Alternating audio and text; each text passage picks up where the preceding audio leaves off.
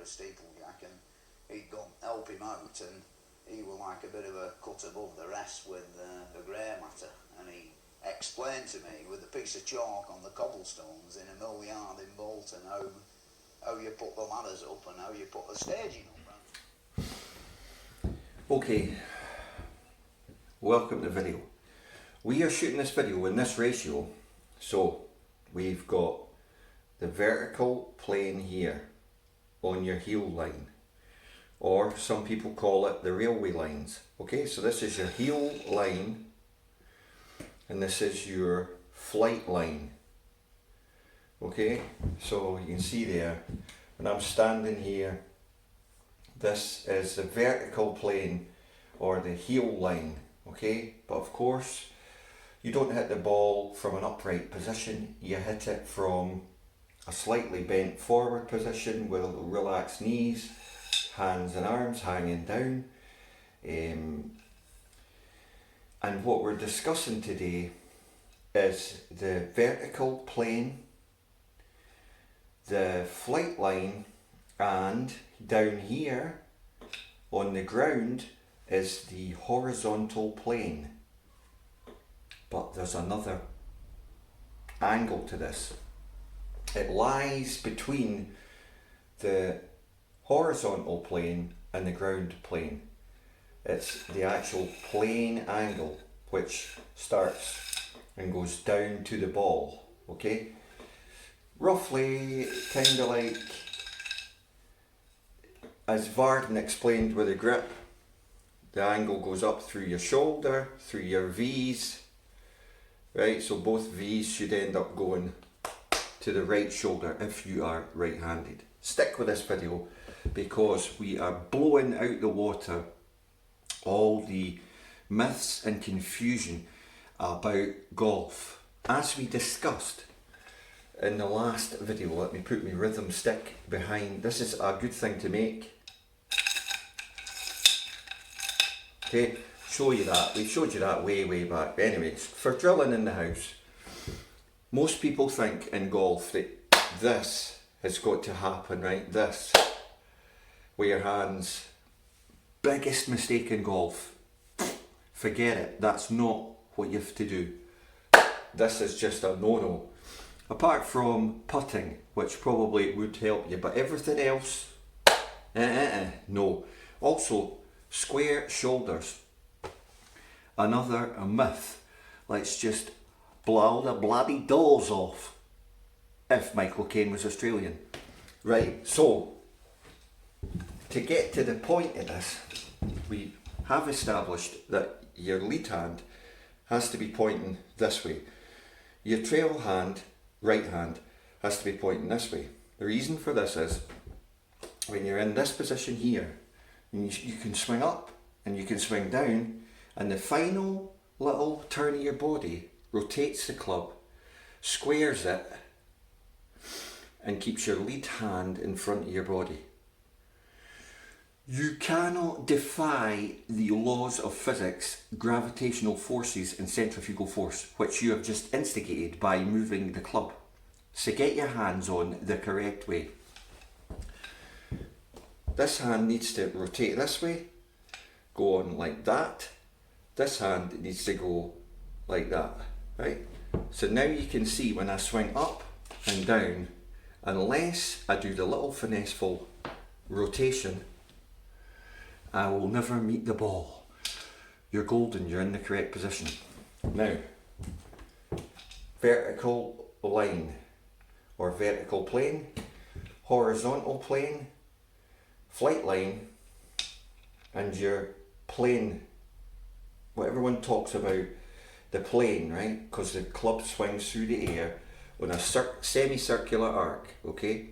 Now the reason 90% of you out there do not get the whole thing is going back to the bit where I said you think your hands need to be square, you think your shoulders need to be square. The key to this is this rotation here, which gets you in, you guessed it, the pre-lock position that we were exploring with Harry Varden's triangle and Cooper Osborne's triangle. You're there. Your little little body rotation, bingo, bango, you are perfect through the ball. And not just perfect through the ball, you're also engaging a massive lever which you have never used correctly. Also, you'll notice that your shoulders have to drop this way and rotate through this way, which means they're crossing the vertical plane. Crossing the vertical plane. That's where everyone thinks, oh yeah, I need to swing on the vertical plane. I need my shoulders always constantly on the vertical plane. No, you need your centre mass spine tilted a la Jack Nicklaus. Watch him, best at it ever. Tiger Woods probably second, head behind the ball, and then from there you're rotating. You're rotating across the vertical plane and then across the vertical plane. So the only part of you, shoulder wise, that stays on the vertical plane and the railway track line for any time in your swing is your neck and spine area, if you want to call it that. That's this area here on the vertical line, right? And everything is crossing that line and crossing that line.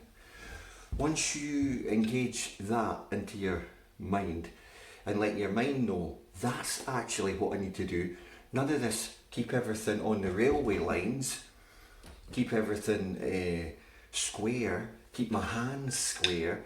If you're keeping your hands square, all you're going to do is slice the living daylights out that golf ball, because when you, which you cannot fight, the little baby,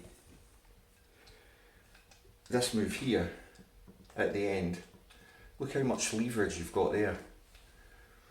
And you cannot fight that because centrifugal force, no matter how fast your swing speed is, throws that club out under centrifugal force. You're just there hanging on for the ride. That's why it's automatic. It's like riding a bike. And once it's engaged, that's how much time you've got. This is probably the biggest and simplest thing in golf. But people have a massive problem understanding that. Just like the railway lines here and the flight line here, this club needs to go behind and across the vertical horizontal plane and remain there until you can get the little baby, which squares you and gives you full control of the club face for the longest time, with no flipping at the ball and no twitchy muscles. It's all big muscles controlling it. Hope you've enjoyed it.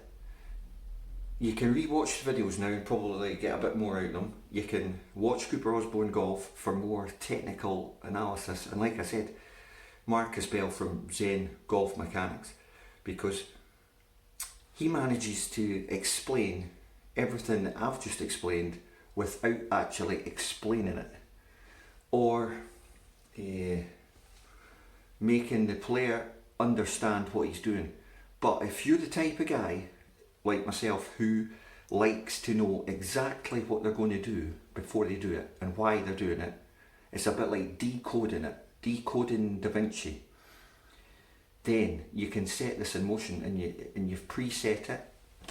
Like we discussed, there's a number of ways of presetting it. You either rotate to preset it, right? Or you actually get into a slightly closed position, and then you'll find that you're naturally going to be in the position to finally be striping it.